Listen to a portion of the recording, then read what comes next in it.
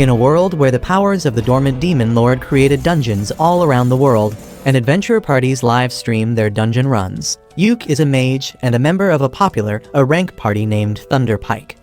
All their members are strong, and they easily clear all the dungeons they enter. However, not everything is well with their teamwork once they are outside of the dungeon. Yuke feels like he is not being paid fairly for his work, and after a successful mission, he tells his party members that he is going to quit Thunderpike. The party leader Simon and the other members tell him to stop being such a whiny because he doesn't even join the fight and just stays in the rear, burning through their items and scrolls. They claim that they will be fine without his little support, and that is the final nail in the coffin. Yuke finishes his drink and then declares that he is going to quit the party forever, and they can go and shove their rank tag up their butt.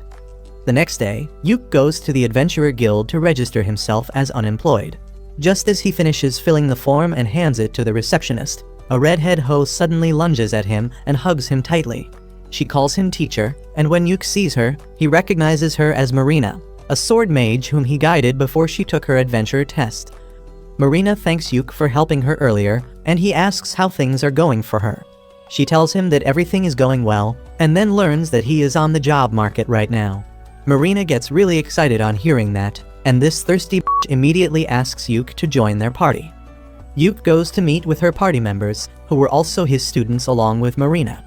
The Elf Ranger Silk and the Priestess Rain are both glad to hear that Yuke is interested in joining their party, but they ask him if he is fine joining a D-rank party that is just starting its career. Yuke tells them that he is fine with that because hustling like a rank parties is not for him anymore. He says that for difficult quests and dungeons, he used to invest a lot of money in consumable items, so he didn't earn much. But with D-rank quests, he will be able to save a ton. With that, Yuke officially joins their party, and learns that the girls were planning to complete a quest to mine some magic iron ore today. They head to the dungeon to mine the magic ore, and Yuke feels nostalgic remembering how his journey began. He tells the girls that they can easily find the magic ore on the 6th floor of the dungeon, but they tell him that they are afraid of fighting the boss monster on the 5th floor, so they'll pass. Yuke suggests they can try looking for the ore on the 4th floor first, and they head into the dungeon. Marina has brought her grandpa's walking stick along to search for traps, but that is slowing down their pace, so Yuke decides to take the lead.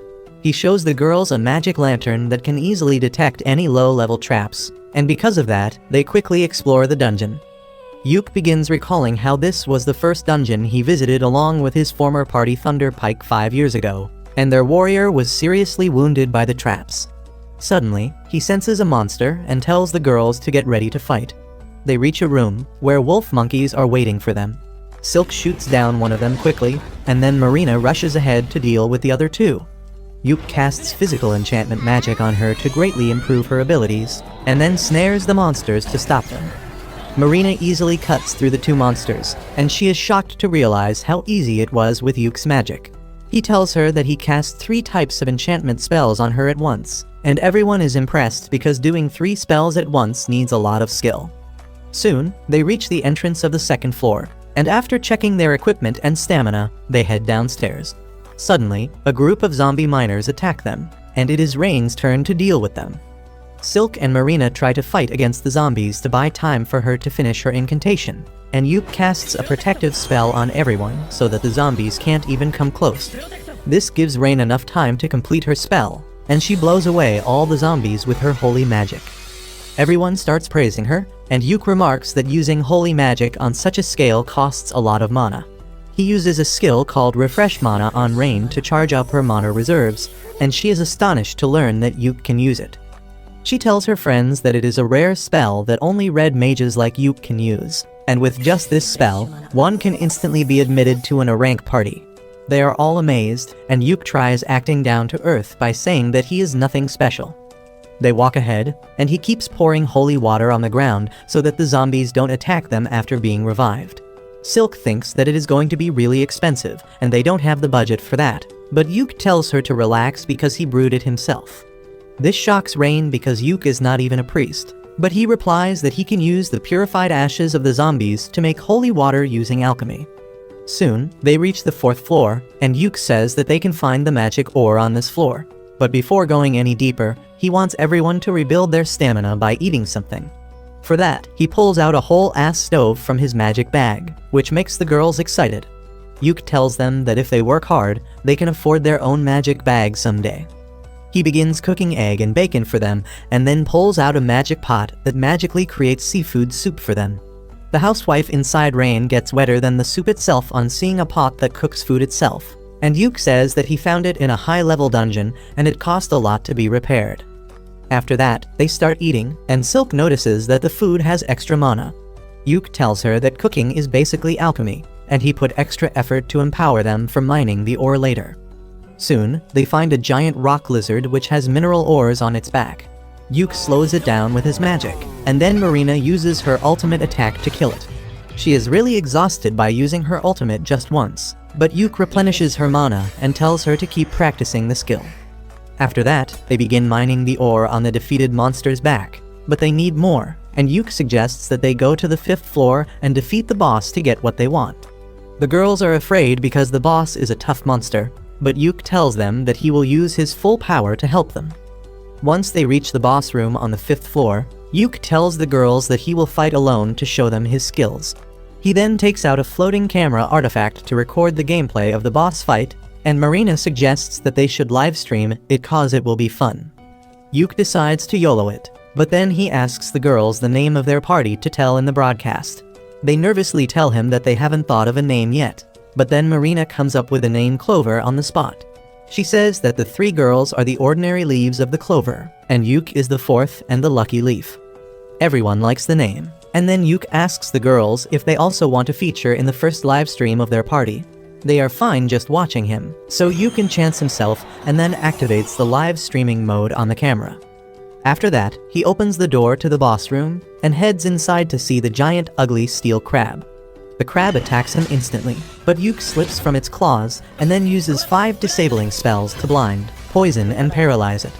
The crab tries to attack indiscriminately, but Yuk just uses gravity magic to crush it instantly. He ends the live stream with that, and Marina immediately hugs him, almost breaking his bones in the process.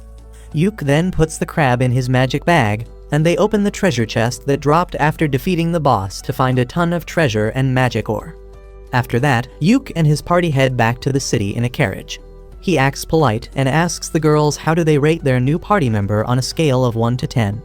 All the girls are really impressed by his overall skills in the dungeon, but Yuk thinks that they would be uncomfortable to see someone who is older than them suddenly become a party member. The girls tell him that it is not like that at all, and suddenly, Silk has a brilliant idea. She tells Yuk that he should become the party leader because he is the most experienced and powerful out of them. Yuk is flustered because he doesn't think it is right for a newcomer to become the leader, but the other girls agree, saying that their party was officially formed when they decided to name it Clover, and that makes Yuk a founding member.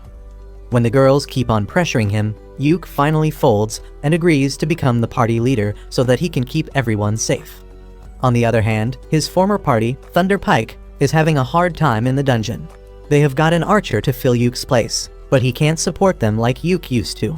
They struggle against a pack of monster wolves, and even the newcomer throws shade at them, asking why the hell they came to such a high-level dungeon if they are so weak. Suddenly, the witch gets bitten by a wolf, and though the party leader manages to free her, the priestess doesn't have enough mana to heal her. The party decides to retreat immediately, and as the witch lies bleeding, the priestess is still waiting for her mana to recharge. They don't have mana potions or even healing potions because that used to be Yuk's responsibility, and none of them thought to pick it up after he left. The new guy has a healing potion, but he doesn't give it so easily because he expected an rank party to have better management. Meanwhile, Yuk and his party are celebrating their first mission's success. As they drink, Yuk tells them that the reward from the quest was nothing special, but he got a lot of money from selling the corpse of the steel crab. He asks the girls about the division of money among them, and Silk tells him that they put everything in the party fund and use an allowance system for buying necessary things.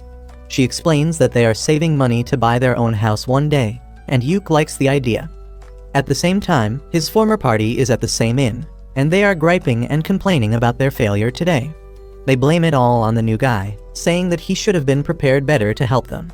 The archer gets pissed off that they are treating him like an errand boy, and says that he never thought that the famous rank party would be a bunch of sisses who can't even wipe their ass themselves.